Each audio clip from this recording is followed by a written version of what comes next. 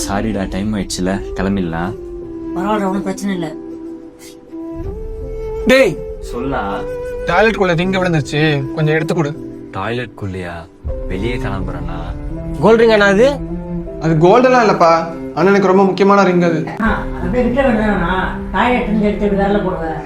இல்லப்பா, அது எனக்கு ரொம்ப முக்கியமான மோதிரம். டேய் எடுத்து கொடுறா. ஃபங்க்ஷன் கிளம்பிட்டாங்கண்ணா. கிளம்பிட்ட அப்புறம் எப்ப நான் கக்கூஸ்ல கையை விட்டு மோதத்தை எடுக்கிறது? எடுத்து கொடுக்க ஒரு 2 நிமிஷம் ஆகுமா? எடுத்து கொடுத்துட்டு போடா.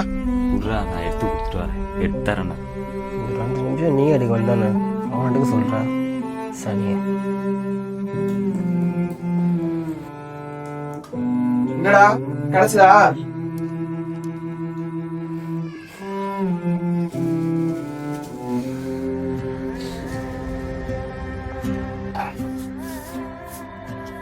எதுவாண்ணா? டேய் இதான்டா. இதாண்ணா. டேய் அங்க ஓரமா வச்சுட்டு போடா. போலாமாடா? டேய் அப்புறம் கீழே மீட்டர் பாக்ஸ் கிட்ட கார்டு இருக்கு, போகும்போது கரண்ட் பில்ல கட்டிட்டு போ. சரிண்ணா. வண்டியாடுறா. சரி வா போலாம். மச்சான் ஏன்டா அவங்க முன்னாடி பண்றாரு? பார்க்கவே கஷ்டமா இருக்கு. அதுவும் கிளம்பு நேரத்துல பண்ணுவாரு அவரு.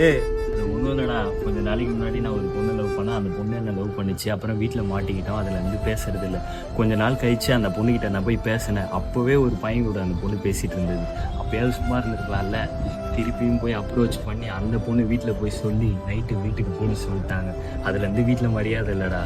ஒழுங்கான வேலையும் இல்லை, சம்பளமும் இல்லை. அதனால் மரியாதை இல்லை.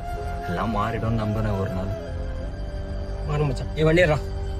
இப்போ நிலைமை எவ்வளோ மோசமாக இருந்தாலும் கண்டிப்பாக ஒரு நாள் மாறிடும் நம்பிக்கை இருக்குது.